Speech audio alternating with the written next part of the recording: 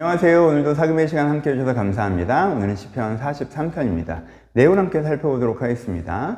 이 시는 지금 어떤 마음 가운데 서 있습니까? 모순된 마음에 서 있습니다. 그렇죠? 이것을 가장 잘 보여주는 게 2절이죠.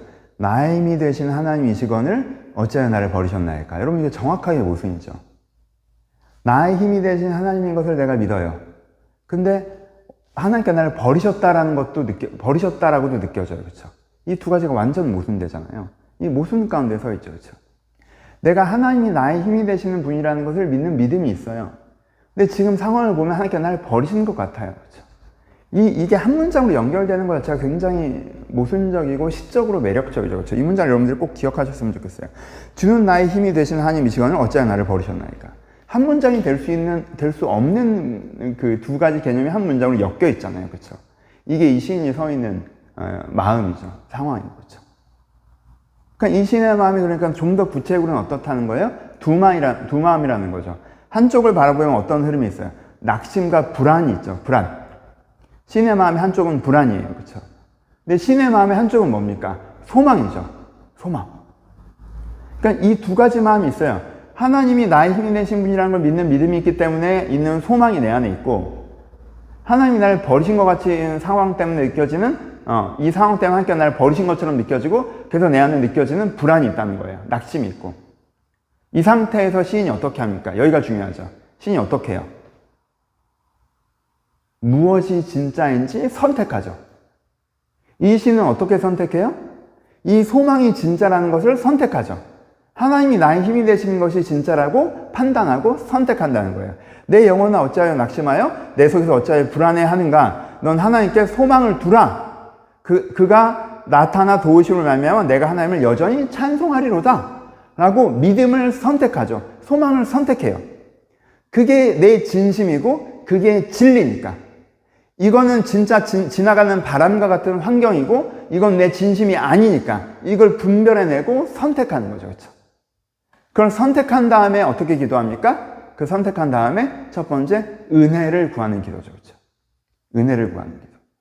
그러니까 지금 이 시인에게 은혜가 잘 없는 거죠. 그렇죠? 그러니까 뭐 시인이 막 하나님께서 소망을 부어주셔서 내가 상황은 어렵지만 하나님께 이렇게 평안을 주시지? 상황은 어렵지만 기도했더니 하나님께서 이렇게 될 거라고 환상을 주셨어. 이래서 소망을 가진 게 아니에요. 지금 은혜가 없어요. 시인에게. 하나님의 침묵 속에 서 있단 말이에요. 그래서 뭘 구해요? 하나님의 은혜를 먼저 구하죠. 그렇죠? 그래서 주는 빛과 진리를 보내시어 나를 인도하시고 주의 거룩한 산과 주께서 계시는 곳에 이르게 하소서. 지금 나는 깜깜해요. 하나님 은혜가 없어요. 하나님께서 소망을 안 보여주세요. 하나님께서 길을 안 보여주세요. 그런데 내가 뭘 구해요? 하나님 빛을 구해요. 인도를 구해요. 임재를 구해요. 하나님 은혜를 주세요 라고 기도하는 거죠. 그러면서 뭘 간구해요?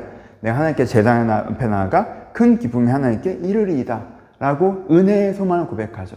하나님께서 인도해 주시면 내가 그 영혼 구원의 기쁨, 큰 제단, 하나님께 나를 회복하시는 그 기쁨, 구원의 기쁨을 내가 누리고 내가 그 기쁨이 하나님께 이르리이다. 하나님께 주는 기쁨 가운데 내가 회복될 걸 내가 믿어요. 하나님 은혜 주세요. 하나님 은혜 주세요 라고 처음에 기도하고 그 다음으로 뭐라고 기도해요?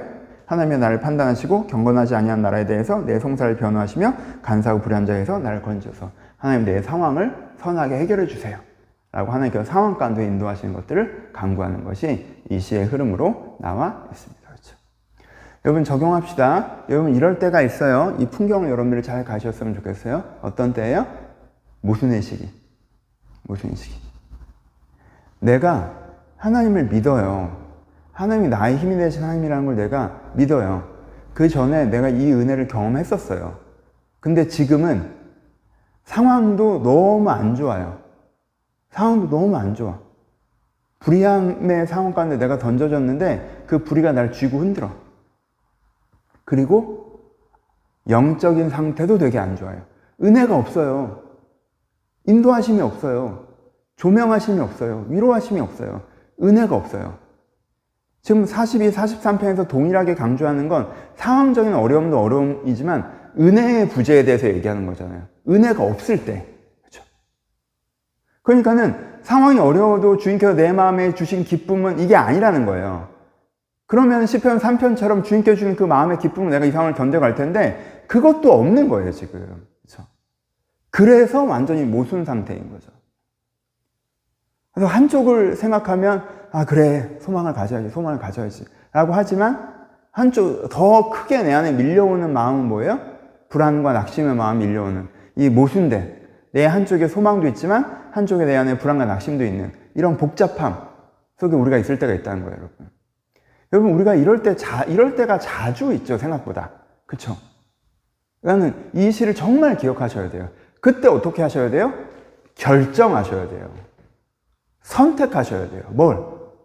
믿기로 결정하시고 소망을 선택하셔야 된다는 거예요. 내 마음에 우리가 여러 가지 마음이 있을 때 여러 가지 마음에 여러분들이 이렇게 끌려다니시면 안 돼요. 여러분 떠내려가는 잎새처럼 하나님께서 소망을 보여주시면 막 은혜가 안에 기뻐하다가 소망을 안 보여주시면 막 절망하다가 세상적으로 뭐가 잘 되면 막 내가 잘났다고 하다가 세상적으로 안 되면 이러다가 이렇게 낙엽처럼 떠내려가는 인생을 살면 안 되고 내가 항해하는 인생을 살아가야 되잖아요. 그렇죠? 내가 방향을 잡고 앞으로 나아가야 된단 말이에요. 그럼 내가 그때 어떻게 해야 돼요? 지금 내 안에 은혜가 없을 때라도 기도를 해도 응답이 없고 성경을 읽어도 감동이 없고 예배를 드려도 내 마음에 사막 같을 때라도 내가 뭘 결정해야 돼요? 하나님을 믿기로 결정하고 소망을 선택하는 게 중요하다는 거예요. 이걸 하셔야 돼요.